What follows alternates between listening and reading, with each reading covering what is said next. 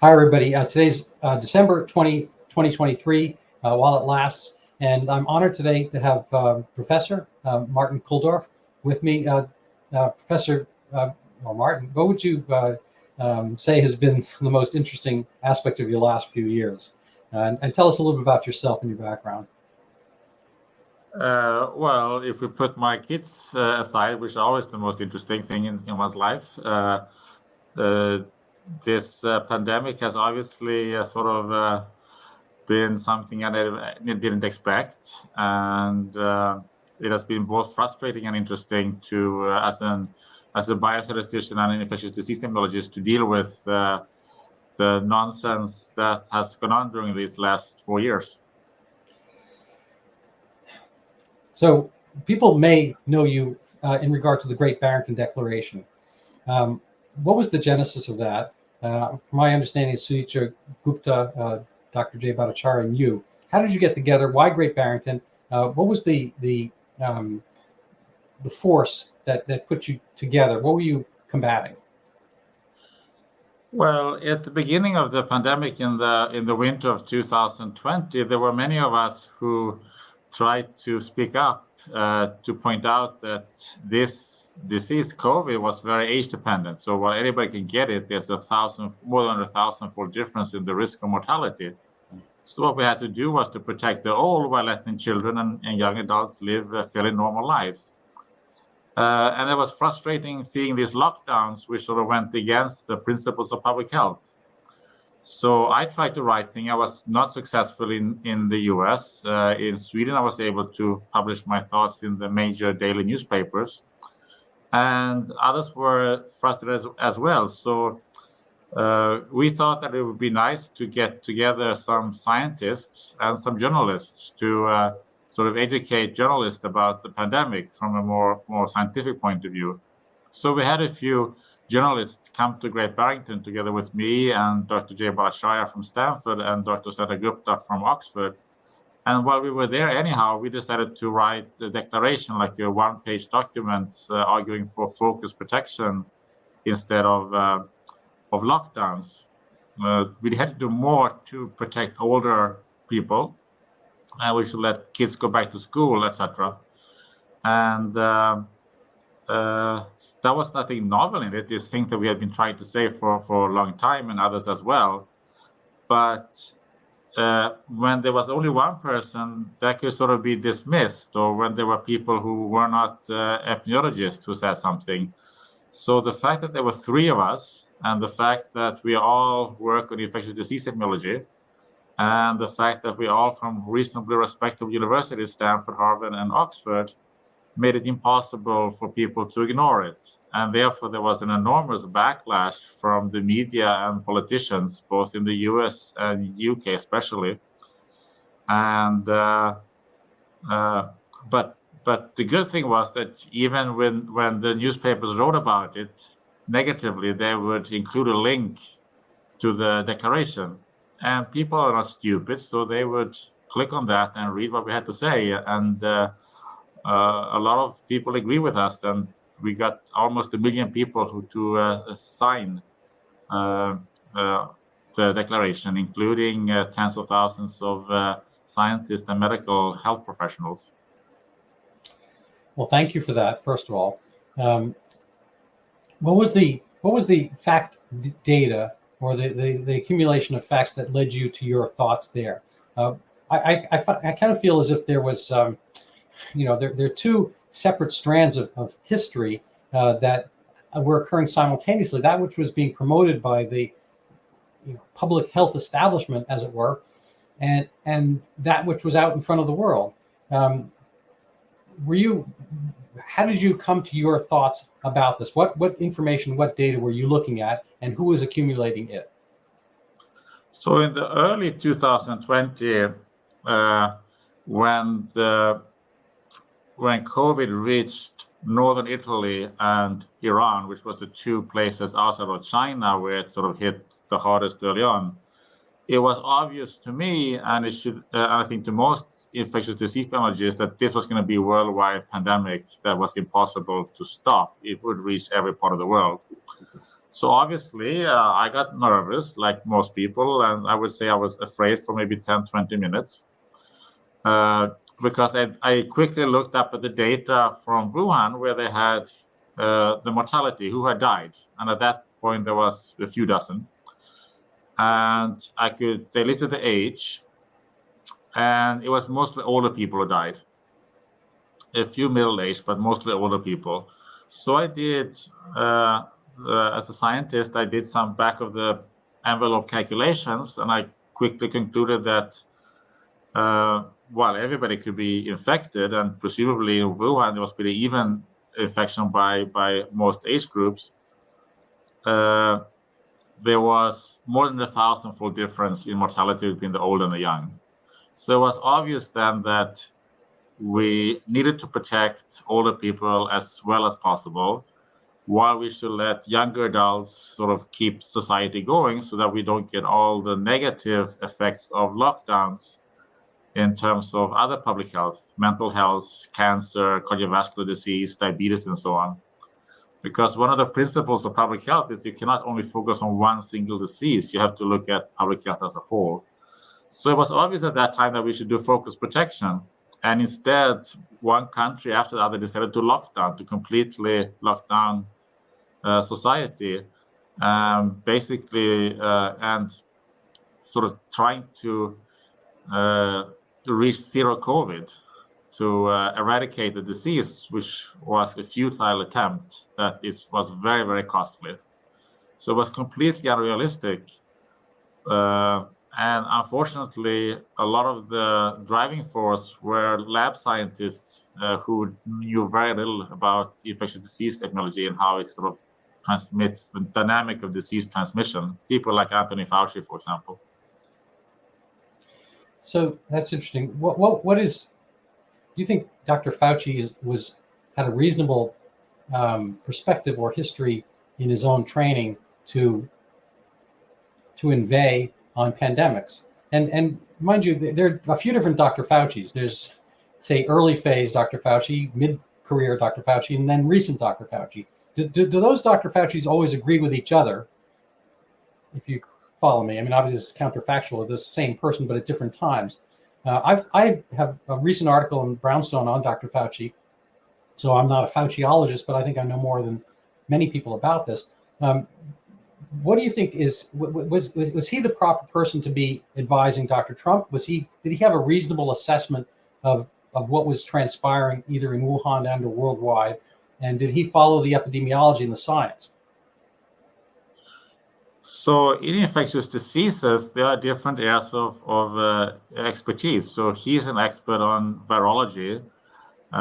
So like if you have a lab and you want to study the viruses, that's his expertise. But that's a very different field from knowing how to deal with an infectious disease outbreak. So for several decades, I've studied detection and monitoring of infectious disease outbreaks, as well as the safety of vaccines and drugs. But that knowledge, how you deal with public health measures of an infectious disease, is very different from what the lab scientists know. And his career came from AIDS. So I guess he had learned some public health and epidemiology of AIDS, but that's very, very different from respiratory diseases like COVID or influenza. So no, he was touted as the nation's infectious disease expert, but his knowledge about infectious disease technology is very limited, and he got it completely wrong for COVID. Right. So it's kind of like for me. I mean, this is just coming to this analogy, probably imperfect, but it's probably like somebody who understands traffic patterns, trying to fix your car, or vice versa. Probably more like somebody who knows carburetors trying to work out traffic patterns around a city. It seems like they're different things.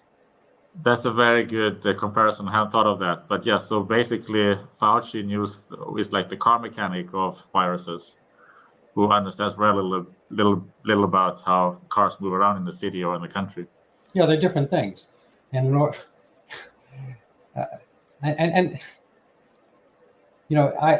don't think I think he knows something about it. He went to medical school, and my understanding, he was a good student at college. I think he graduated, near the top of his class at Holy Cross. But I kind of feel as if there's a Dr. Fauci who knew better. I quote his 2004 episode. It's on C-SPAN now, and I forget which flu it was, swine flu, avian flu, one of those bad, worst flus. And he's talking about it. But there's a caller who asks, if I've already had this year's flu, should I get this year's flu shot? And here's my Dr. Fauci. I apologize, but he's like, well, basically, you should not, because you've already had the actual illness. There's no additional benefit of having the vaccine, because you have the full experience of the virus itself. Why would you just get a little piece of one protein injected into you? And it's like there's no reason to get a vaccine after the fact. So I feel as if Dr. Fauci, his own advice, permutated, it changed over time to something very different. I don't know if you have any concept about how our recommendations for vaccines differed from those previously.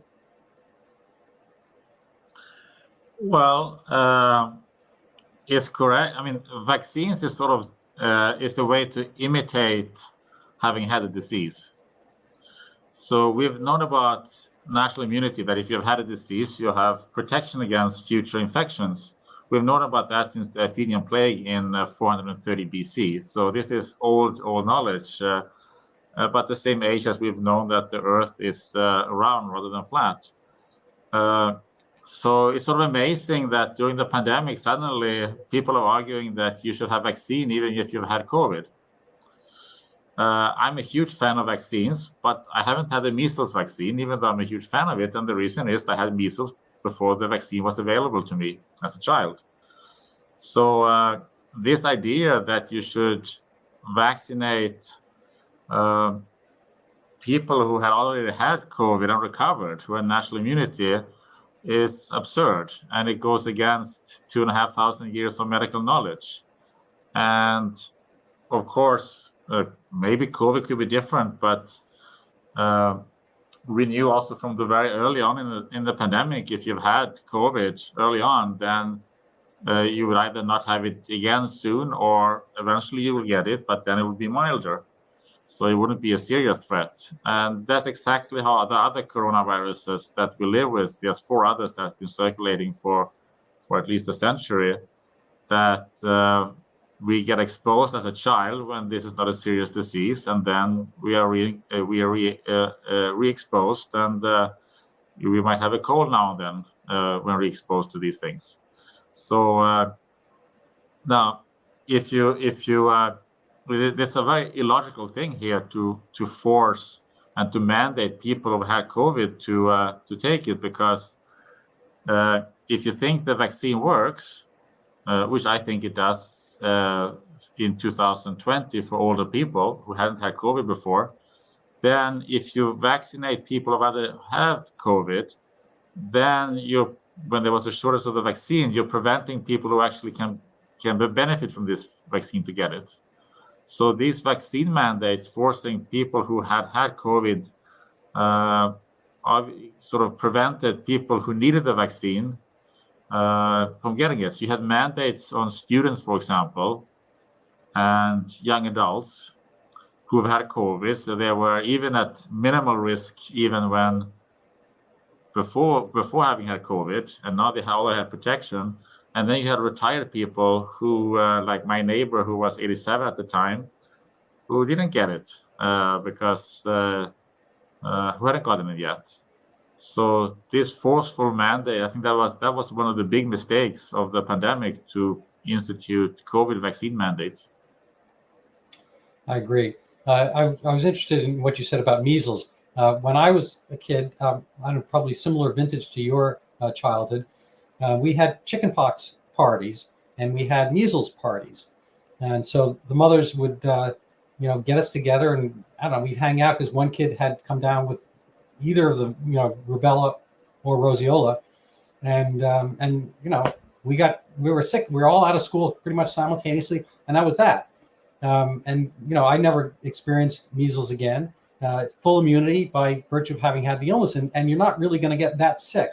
The purpose of getting rubella vaccination, for my taste, is to prevent rubella syndrome in early first trimester pregnancy amongst the naive. And but there's no reason to get any further rubella vaccination if you already had the illness. No further reason to get a chickenpox vaccination after the illness. So I feel as if this was a kind of a medical malpracticable item. Moreover, it ultimately increased the numbers of adverse events because you're giving it to more people who don't need it, A, and B, you have the potential for ADE, antibody-dependent enhancement. People who've experienced the virus prior to get a vaccine after. So I guess I would segue to a slightly different point, which is China had SARS in 2003, and they had potentially 16 years to make a vaccine to that. Are you familiar with the efforts to make a vaccine to the original SARS 2003, and any concept of why it did not occur?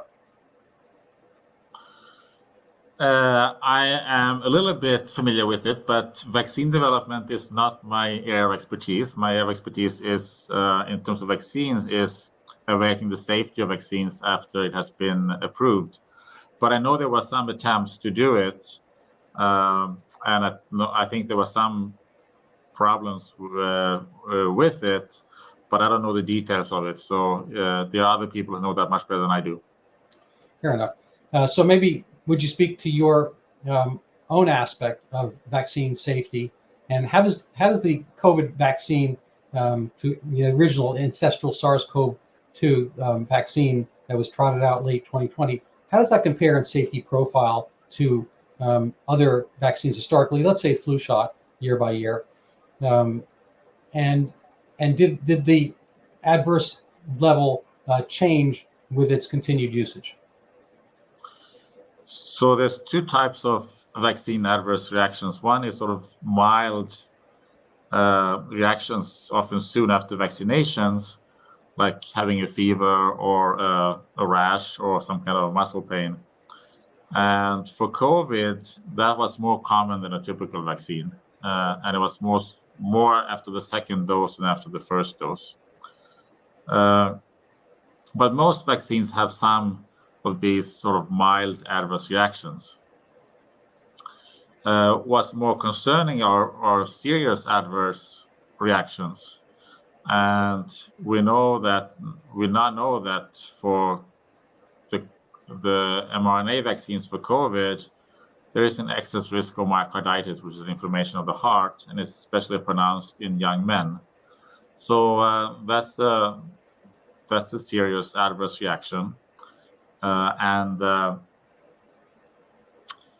When you have, but even before we knew that, because you don't typically know this when a vaccine comes to the market, because it's only tested on a few thousand people. So even before that, you have to look at what's the benefit and what's the risks. So we know that for older people, if you're in your 80s, back in 2020, you had a fairly high risk of dying from COVID, maybe about 1%, it depends exactly on the age and gender and so on. So then it's worth taking the risk of a vaccine, even if there's a small risk with it or a small unknown risk. On the other hand, if you are in your 20s or a child, the risk of dying from COVID is minuscule. So then you have to ask, well, then even a small risk from the vaccine will tip the balance away from benefit and towards harm. So I think it was not appropriate to launch these vaccines for children and young adults because even before we knew about the adverse reactions, because the benefit was so small. And then, of course, once we found out the risk of myocarditis in Europe, they stopped giving it to youngest people. Yeah, I was saying all along that if there is a long-term problem, we can't judge from the way this was rolled out on an emergency basis if there are long-term issues. We haven't had a long-term to see it. But if you have a 9-year-old and a 90-year-old, only one of those two has a long-term, him or herself. and the 9-year-old has a long term to worry about, and the 90-year-old does not. At the time, my now recently passed late mother-in-law was in our basement, and she was there for the duration. She wound up dying after all that from something else. So we took good care of her and whatnot. But she wanted, as many vaccines were available. I was like, fine, go for it. If there's a problem, like, how would we know? You're 90x years old, and you're welcome to have that, and so forth. So we were careful around her and all that kind of stuff. And she got to live, her final years in the loving care of my fabulous wife and others, and so forth. But her grandchildren should not have been getting the same number of vaccines on a regular basis, and our younger friends, 9 years old and so forth, should not. I mean, literally, there were 3 or 4 orders of magnitude of difference between a 9-year-old and a 90-year-old getting sick from and passing from COVID. I think there were a total of 0 children without comorbidities in the United States dying from COVID itself. But one question kind of sticks with me. People talk about the risk of myocarditis from COVID itself. And so I have gotten into some arguments, oftentimes hugely angry from the other side about this. And I was advising mom of a teenager, to forego the vaccine because she'd already had the illness, blah, blah, blah. And she wasn't going to, you're basically your risk benefit thing. And somebody who was lurking was overhearing this conversation. He's an MD, MPH, and, prestigious professor and all that kind of stuff. He came screaming. We were at our tennis and squash club. He comes screaming at me that I'm going to kill this child, because COVID has more myocarditis than the vaccine does. And I'm just curious about that point in particular. If you want to address the risk of myocarditis from COVID itself, and whether people are getting some benefit by having the vaccine instead of, and or leaving aside the absurd issue of getting the vaccine after you've already had COVID. So if you have the vaccine, you're still going to get COVID. The vaccine does not prevent you from eventually getting COVID. So in 2020, among older people, it reduces the hospitalizations and mortality from COVID, but even everybody who got the vaccine will eventually get COVID anyhow. So the relevant question is not if myocarditis risk is higher after vaccine versus after a COVID infection. You have to compare having the risk of having first the vaccine, the myocarditis after first getting the vaccine, plus the risk of myocarditis after the subsequent COVID infection they're going to have, versus the myocarditis risk after getting COVID without having had the vaccine for young people. So you can't just compare vaccinated versus having COVID, since everybody who's vaccinated is also going to get COVID. Now, of course, you also have to then view it separately from those who have already had COVID without getting myocarditis. What is their risk then of myocarditis after the vaccine, when they had already gone through having had COVID? So the comparison that people have made in the media of comparing myocarditis after vaccine versus myocarditis after COVID is not the right comparison to make. You have to look at the whole spectrum of having both vaccine and COVID in different orders. Yeah, no, I agree. That's the latter part is the point I was trying to make. I actually had to take him to a side room because he was like, like a cartoon, the steam coming out of his ear. He was, ready to get me in one way or another. So I said, well, we're going to have this conversation by email because you're just too angry. And so we exchanged some emails on this topic. And I said, look, if somebody's already, let's just look at that special instance where somebody's already had COVID and they're young and whatnot, and they survived it. Why add the additional risk if you're thinking myocarditis associated with her? Why add the additional risk of vaccine? It's not really, purposeful. It's never been purposeful before. There's never an episode of that. Now, I kind of want to speak to the part about elderly. I was recently on stage with Steve Kirsch at MIT. mean, he had his lecture, and I came on at the very end because I wanted to push back on one aspect of it. He kind of wants to get rid of all vaccines at this point, and I don't want to, figuratively throw the baby out with the bathwater. I think that we don't really see rubella currently. We don't really see, we see no, zero smallpox, no polio. I think there have been some benefits of vaccines, and the point I was making with Steve Kirsch is that what he's looking at is the worst of all vaccines because of the various kind of structures and statutes by which it was, I think absurdly promoted after the fact. It was not, if they had given it in 2019 for a 2020 pandemic, it would have been different and probably a much more successful vaccine. It was given without any long-term data.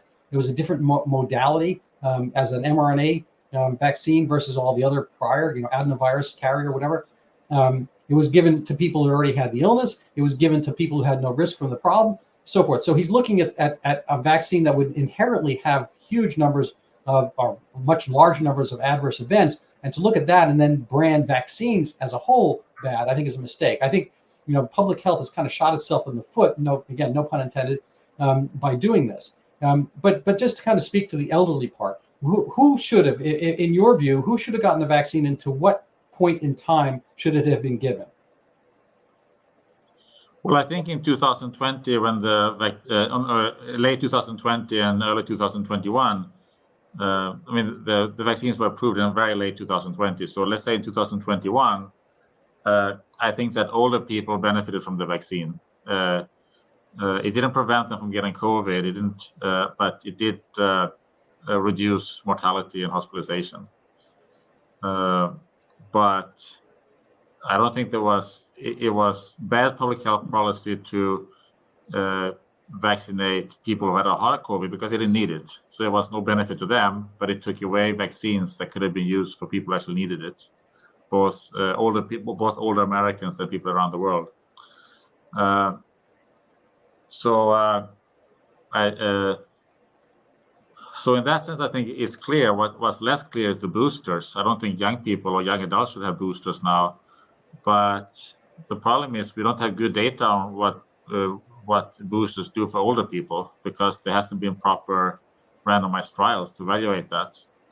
And even if we go back to the original vaccines that was approved in 2020, the right randomized trials were not done because what those randomized trials showed was that there was a 95% efficacy of the Moderna and Pfizer vaccines against symptomatic infections. But I don't want to be heartless here, but I don't really care if you have a mild symptomatic infection that you have to be at home for a few days. What I really care about is if you're not dying or being hospitalized. And the randomized trials didn't evaluate that. So it didn't evaluate what was actually important. And it was because of the flaw in the design. They recruited mostly young and middle-aged adults who didn't die whether they had the vaccine or not because they were very low risk. So to actually evaluate if this prevented deaths, which is what we want vaccines to do, they would have had to enroll more older people, and that's what they should have done. The other thing that didn't evaluate was transmission. Does it prevent transmission of COVID? And a vaccine can actually go either way. It could either prevent transmission or it could actually increase transmission. But we don't know from the randomized trials if it reduced transmission. And in a sense, the vaccine mandates for younger people were sort of were put in place because to save grandma, basically. But we didn't know if it done that or if it even had the opposite effect. So the randomized trials were badly designed. The other problem is that they ended very soon after only a few months, which meant that we only had efficacy data and safety data a few months after the vaccines. They should have been followed up for a longer period of time. They should not have ended the randomized trials so early.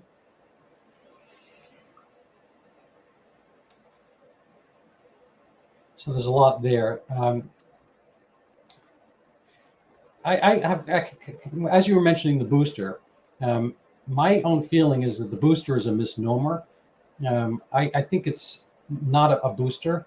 The target has moved The example, for better or for worse, I'm not sure you're well versed in Alec. You know who Alec Baldwin is? A little bit, yeah. Okay, so the example I've come up with in my mysterious brain is, let's stay. There are four Baldwin brothers. Alec Baldwin's the most dangerous because he shot somebody, and there are three other actor Baldwin brothers who are less dangerous, and I call them Alpha, Beta, and Delta. And the vaccine is basically, if you give your police force, your security guards, a picture of Alec Baldwin, they're not going to let Alec Baldwin. But over time, he's already been in prison, and in my version, and then the other Baldwin brothers show up, Beta, Delta, Alpha, and so forth. And your guards may or may not let these other Baldwin brothers in because he looks a little bit like Alec Baldwin, not completely. So when you keep giving a picture of Alec Baldwin when Alec Baldwin's left the scene, that's not really a booster. I think it's I think it's an anachronism. And then as the virus has mutated to more of the Omicron version, who I call Haley Baldwin, his niece, she's not even dangerous. She barely looks like him.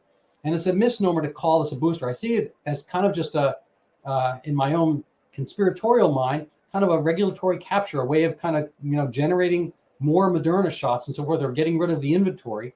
I don't really see any use. And I think the efficacy and the numbers have dropped with these boosters. And I think boosters is a misapplication of terms. I wonder if you can speak to any of that. I think you have a good point with the name boosters. I think a huge problem is that these additional shots have not been evaluated in proper randomized trials to see if they actually what the efficacy is. So we don't really know. Now we know for young people and middle-aged people that the risk of COVID is very, very small because most people have had it already. So they have very small risk. So I don't think they need a booster. But for older people, we don't know if they help or not because we haven't had the proper randomized trials. And I think if Pfizer and Moderna wants to sell these additional shots, they should run randomized trials to show that they reduce hospitalization or death, and they haven't. Yeah, I mean, we always had phase 1, phase 2, phase 3, studies leading to a vaccine, which take 7 years or something like this. This thing was put out at warp speed for whatever reason. I was sort of urging it on because I hated lockdowns. So I wanted the I don't know if you know the story of the little old lady who swallowed the fly, the fairy tale. She swallowed the fly, then she has to swallow a mouse to get the fly. She has to swallow a cat to eat the mouse, and she has to keep swallowing bigger things to chase it. So I was happy to get a vaccine to chase away the lockdowns, but then they kind of moved the target, made vaccines their own problem. So two issues. We'll maybe see if we can get to this one. Are you familiar with where lockdowns, which is a prison term, has ever been used in the realm of public health? And where did they get the idea for lockdowns for this particular problem? So lockdown is different from putting somebody in quarantine. So that happens sometimes, like if there were some Ebola cases in the US and the person were then put in quarantine so that they wouldn't infect others. So that's an appropriate public health measure, but that's very, very different from locking down a whole society. I guess the one example is in a village in England. I think it was in the 1600s or the 17th or 18th century, where during an epidemic, they sort of closed down the village which had been affected so that they would not spread it to other parts of the country. So they voluntarily sort of isolated themselves. So that's sort of one aspect where one village was locked down, you could say. But that's also different from the current situation because there they sort of locked down those people who were affected so they wouldn't spread versus locking down a whole society. But I mean, there's no public health argument for doing these widespread lockdowns.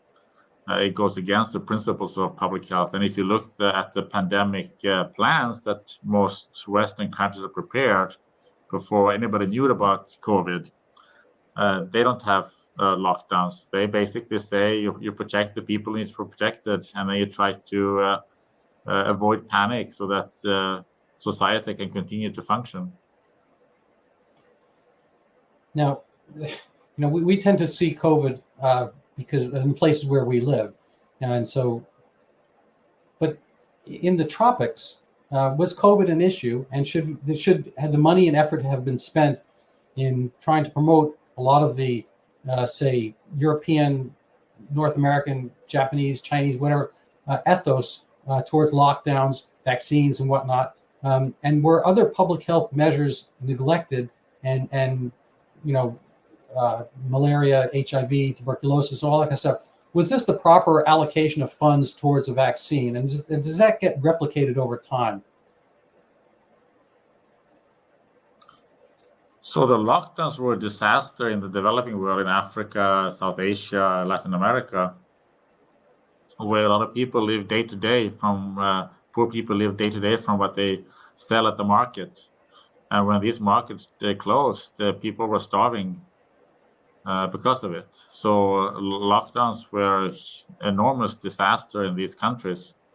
They were sort of copied of what the US and Western Europe did. COVID killed people all over the world. Many of the developing countries have a younger population. In that sense, they weren't affected as much. But COVID killed people in Latin America and Asia and Africa also. Has there been kind of an uptick in those other three I mentioned, malaria, HIV, tuberculosis, as a result of diversion of our attention and or funding to COVID? Yes, there has been.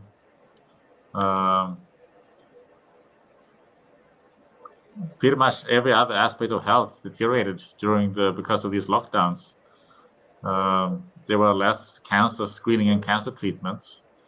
And that doesn't influence the statistics immediately, but let's say a woman may not die of cervical cancer 4 or 5 years from now instead of living another 15, 20 years because they didn't get their screening. Or people die from cardiovascular disease because they were afraid to go to the hospital. I think the mental health dimension is a catastrophe during this pandemic. And that's going to take time to recover from. Of course, school education, that's never fully going to be recovered. The kids who were out of school for more than a year. So I think the devastation from these lockdowns is something that we're going to have to live with and die with for many decades to come. And that's very tragic. And it was completely unavoidable. Yeah. So people may recognize your accent as Swedish. Could you speak to Sweden, and what was your interaction? I can't remember his name. Anders, the health minister who. Anders Tegnell. Thank you. Who kept Sweden, and I actually had on my show Thorstein Siglarsson, who is Icelandic, and he wrote for Brownstone on the Faroe Islands. They were, they're part of Denmark, and they were. Supposed to lock down and do X, Y, and Z. And they just said, thanks, but no thanks. Our social cohesion is much more important. We're a small island. I don't know, there's 50,000 people there, something like that. We need to have our church. We need to have our meetings. We need to have, people knitting together and working in the fields. So we're not going to lock down. Thank you, but no thank you. And they did no worse than anywhere else. But I'm wondering if you could talk about the evolution of the Swedish experiment, how they managed to keep their grit, how they persevered when England, which had similar ideas early on, folded. So Sweden was the only major Western country. So Faroe Island is another example, but Sweden is the only major country that did not lock down. For example, schools were kept open for all kids ages 1 to 15 throughout the spring of 2020. With good results. Out of 1.8 million children in that age group, there were exactly 0 COVID deaths and only a few hospitalizations. Of course, Sweden was heavily criticized by international media and politicians who thought Sweden was crazy of not locking down. I think the other countries were also afraid that there was now a control group. So there was a risk that they could be proven wrong with lockdowns. And that's exactly what happened. If you look now at COVID mortality, or more importantly, all-cause mortality, for all-cause mortality, Sweden has the lowest excess mortality in Western Europe among major countries. So not only did Sweden do like average, despite not locking down, they did it much better by not locking down. So that's very clear that that lockdowns was not only futile, but very, very damaging for public health throughout. The other Scandinavian countries, Finland, Norway, and Denmark, they also had a lighter approach. They did more lockdown than Sweden, but they had a lighter approach than, for example, UK or Germany and so on. And they are also at the lower end of excess mortality. Not quite as good as Sweden, but close. Economically and socially, in the aftermath, how do those countries compare? Say, similar size population, say Belgium versus Sweden. Do you have any concept about that? I mean, not only did they do no worse medically, but presumably economically, they didn't suffer the retractions and the printing money and inflation, whatever. I'm just guessing. You tell me though. So Sweden suffered a little bit economically because if it's a worldwide economic problems, that affects everybody, but less than other European countries. We also know from education, and of course education is critically important for long-term economic prosperity. In other countries, like in the US, the test results for kids went down because of the school closures. In Sweden, they are fine. There was no effect. So by all metrics, Sweden did very, very well compared to all other countries. It doesn't mean that they did perfectly. In the beginning of the pandemic, there were problems with nursing homes, that older people weren't properly protected. It was basically because, especially in the Stockholm region, where there are large nursing homes with a lot of staff rotation, that was very bad. So there was too many people died in the nursing homes, especially in the Stockholm region.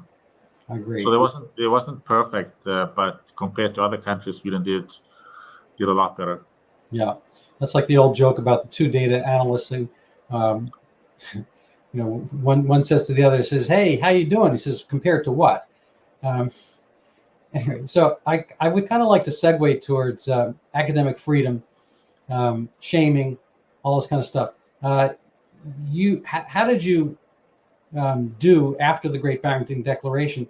What do you make out of the Fauci-Collins FOIA emails showing that they were targeting the writers of the Great Barrington Declaration?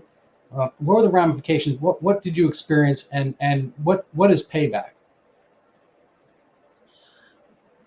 Well, there was a coordinated attack on us both in the US and in the UK. We have evidence in the UK from Dominic Cummings and Jeremy Farrar, for example. And Sunita Gupta, who is from Oxford, she was fiercely attacked, very unfairly. And she's now been proven right, just like we have. And of course, Collins called us fringe, the head of NIH called us fringe epidemiologists, but at least we're epidemiologists, unlike Francis Collins and Tony Fauci. So I guess we should take that little credit. But also I was censored by Twitter, by Facebook, by YouTube, and by LinkedIn, both for saying that while vaccines are important for older people, those who have had COVID or children don't need it. I was censored for that, even though that's factually true, I believe. And I was censored for opposing masks to children, for example, etc. That's that I never imagined that I would be censored as a scientist. We are speaking about plain scientific truth. So I think that's a very disturbing thing for our country and our culture, that we cannot have open, civilized discourse. And I think that's why things went so wrong, because, well, I spoke up. I had to censor myself a little bit, but I did continue to speak up. Nobody was going to silence me, but I know there are many epidemiologists who kept quiet because they didn't want to get in trouble. Absolutely. And even if you were wrong, even if you had been wrong, you shouldn't have been censored. I mean, I think the science, there's two definitions of science. Basically, one is the action, is the body of knowledge. So, we think that, there's gravity, things go down and whatnot. So that's science. And there's also the scientific process, which is a matter of inquiry. And so there's not necessarily right or wrong in the early stage of anything. So you have your opinion, and then the science will play out. But if you were right and wrong, either way, you should be able to say what you have. And there's no other way that second, I'm not sure, the body of knowledge science can possibly grow if there's no active debate. It's only by debate that we actually can figure things out. That's very true. And we can contrast the US with Sweden, because Sweden, of course, had a different official policy, but there were opponents to it. There was the group of 22 scientists. There was, I think, one or two ethnologists, but then scientists in other fields. But they were called the group of 22, who was very actively promoting lockdowns in Sweden. And they published their stuff in the leading newspapers very openly. And I disagree with what they said, but I'm very, very glad that they spoke up and that they were able to speak up, because that allowed me and others to counter their arguments and say, no, this is the reasons why you're wrong. Yeah. So I want them to be able to speak up. So I want people who have different takes on the science than I do. I want them to be able to speak up, and so that I can counter the arguments. If it's sort of underground, then it's just going to sort of be there, and you can't do anything about it.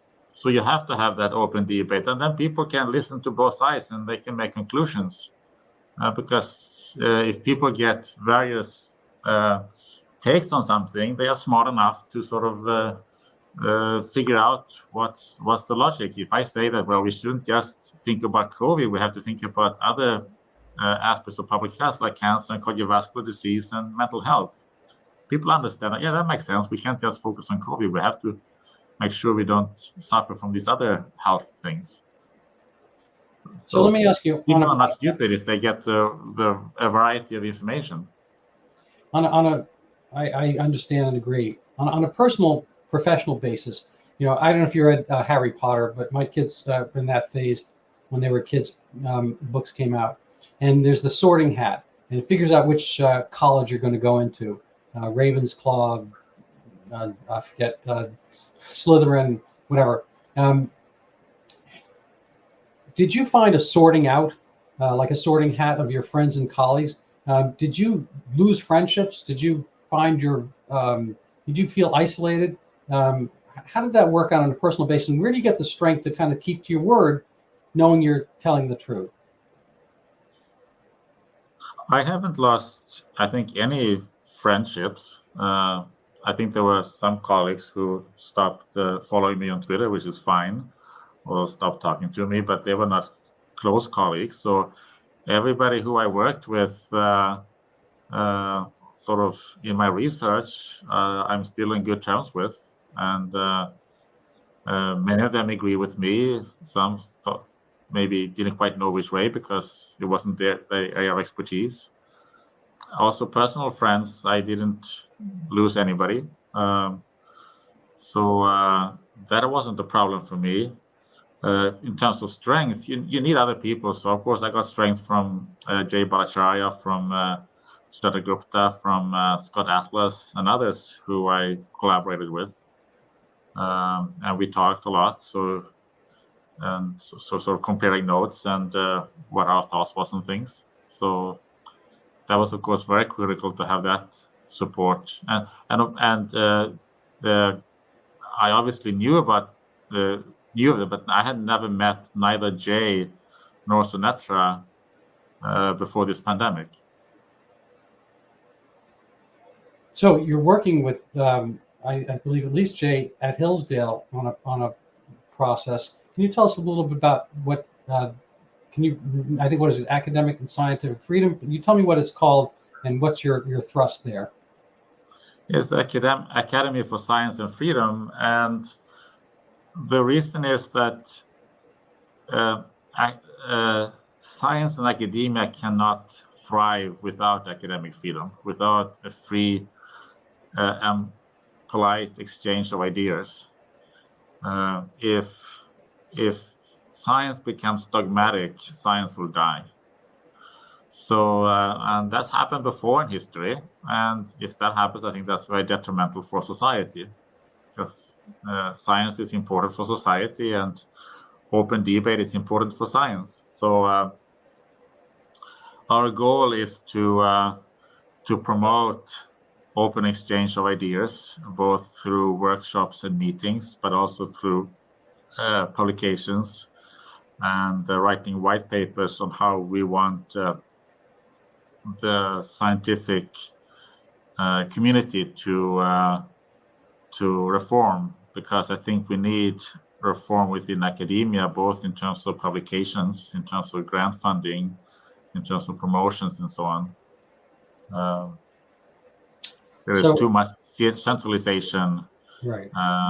And too much what Sunatra Gupta talks about as a cartel system, where there's not one cartel for all of science, but in each subfield of science, there's a cartel with leading sort of the senior people, and you have to be in good terms with them if you're a junior person in order to be able to get your papers published in the leading journals and to get your great grant funding. Yeah. So we have to break up that cartel system and have more decentralization in science. Well, I agree. I mean, the terms I've been using, I like cartel, but I've been calling it silo and guild, which are and rent-seeking. I mean, there's just a lot of kind of self-propagation, self-affirmation, so forth, and it becomes a kind of a closed circle. And the example I used earlier is the emperor's new clothes. There's a lot of yes-saying among the courtiers, given that there's funding and power from oftentimes almost like a regal central source, whether it's here, the NIH or elsewhere, kind of governmental authorities that are doling out the funds, and you have to kind of stay along the party line. So it's not been a lovely scene. So I agree with you, but kind of central to that, I'm hearing, is that this concept of peer review might be something that needs to be disrupted, because the peers, to use kind of the English term, that's the House of Lords or the peers, tends to be perhaps a kind of a college of, like the College of Cardinals or whatever. It tends to be a group with a certain belief system that is going to favor and give accord to those who do not self-disrupt. I agree. We have to reform the peer review system. And I think one way we need to do is, now the peer review is secretive. So you send your paper to a journal and the authors and the editors read the reviews, but nobody else. I think they should be open peer reviewed, so that the peer reviews are published together with the papers, signed by whoever does the review. So I think that's one way to move forward, and then to have more diversity in the reviewers. Yeah. A friend of mine is working on a startup. I'm not sure he quite has the time to do it, but he wants to use blockchain aspects to help. I guess kind of like a little bit like the way ivy grows on a scaffold. He wants to have the publications self-grow based on kind of an open voting system, and let the peer review be disaggregated from these cartels, as it were. All right, so I think we're kind of rounding out the hour. I'm going to give a little segue to my own book at the end as a self-promotion in a way. But do you have any last words for us our listeners and so forth about lessons learned, if not lessons we should learn?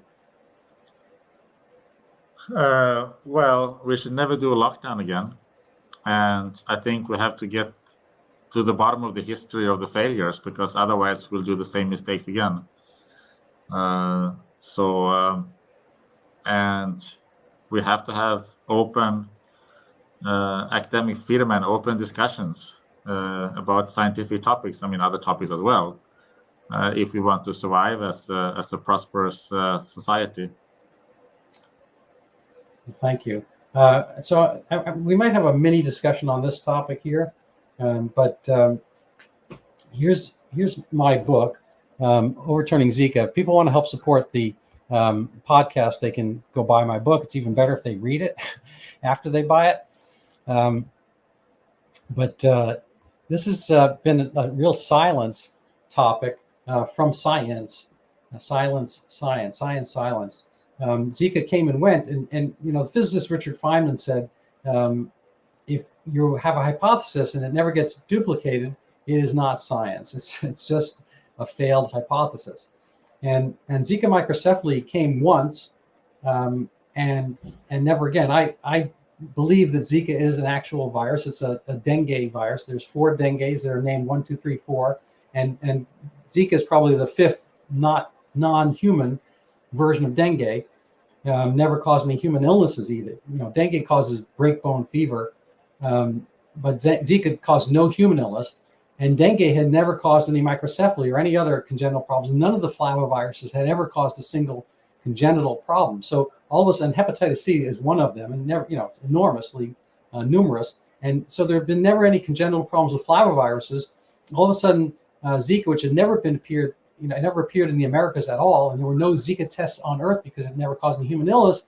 That was posited A to B in Brazil, and kind of a distinction without a difference because it wasn't causing any illness. But months later, in Recife, in northeast Brazil, they announced that there were some larger number of microcephaly cases. Ordinarily, in a city that size, about 2.5 million people, catchment, the wards that would see that would have about probably 7 cases based on the criteria they had at the time. And during this, in August, they thought there were maybe 15 or so. So it wasn't an enormous pandemic of microcephaly. There was probably a doubling in the average number. And somebody from part 1 who had found Zika happened to live in Recife, part 2, and said, "Oh, this is new and that's new. It must be A must be causing B." And he was off on the telephone, and he telephoned 30 mothers after the fact who had microcephaly babies, and said in the questionnaire, "Did you have any fever, rash, or chills during pregnancy?" If they said yes, he said, "Aha, your microcephaly was caused by Zika. It got leaked to the press. It became this enormous thing, and it never duplicated anywhere else." Even at the first year, in 2015, what supposedly happened in Brazil, it didn't happen in Colombia. And so, presuming mosquitoes don't really understand national borders, the Amazon extends between one country and the other. There was no increase in Venezuela, Peru, Colombia, elsewhere, Guianas and whatnot, but there was supposedly in Brazil. And in Brazil, it was only around Recife where the news got leaked. Anyway, that is an interesting phenomenon because nobody's come out year after year after year later and said, where has Zika microcephaly been? There's been no worldwide increase in microcephaly anywhere, even though they later came up with Zika tests to find in India and Malaysia and whatnot. They found Zika, but they have not seen any increase in microcephaly. And there's been no retraction anywhere on Earth, even though, they're getting paid to research Zika. I find this a huge oddity that me, a primary care guy, is the only is the only person on Earth mentioning this. It seems like a huge neglect. Anyway, that's my speech. I'll give you one add-on, which is that I did speak with the editors of JAMA, Journal of American Medical Association, early 2020, because I had an article on this before COVID. In 2019, I had an article. I tried to get it published. I couldn't get it published anywhere. And it's a decent article. It's eventually got published in a tiny journal, American Greatness, but none of the science journals and none of the general Wall Street Journal type things would publish it. And then the editors of the JAMA, Livingston and Bauschner, Livingston had an interest in it, and we were on a Zoom call, and he said, I find your theory fascinating, but I ordinarily I would publish it, but there's this coronavirus thing coming around the corner, and I don't want to sow any doubt in the public health establishment at this crucial time. And so the thing about we're supposed to learn from pandemics and whatnot, there was an opportunity early on in COVID for him to present this, and without endorsing it, just present it as a possibility that this was an overblown association, and it hasn't recurred. And he didn't, and he wound up meeting his professional demise at JAMA for other reasons, and so did Bauschner with this kind of cancel culture stuff. But it remains the fact to this day that nobody's really come out. Dr. Bhattacharya, likes my theory, and I'm honored by that, but it has not really percolated out through the Zika, end of world or infectious disease and whatnot. So anyway, so that's the end of my speech about that. Any thoughts, comments? Well, I think the Zika story, the Zika thing is a very interesting and important story, and I'm very thankful that you have written a book about it. And I hope I'll be able to read it. So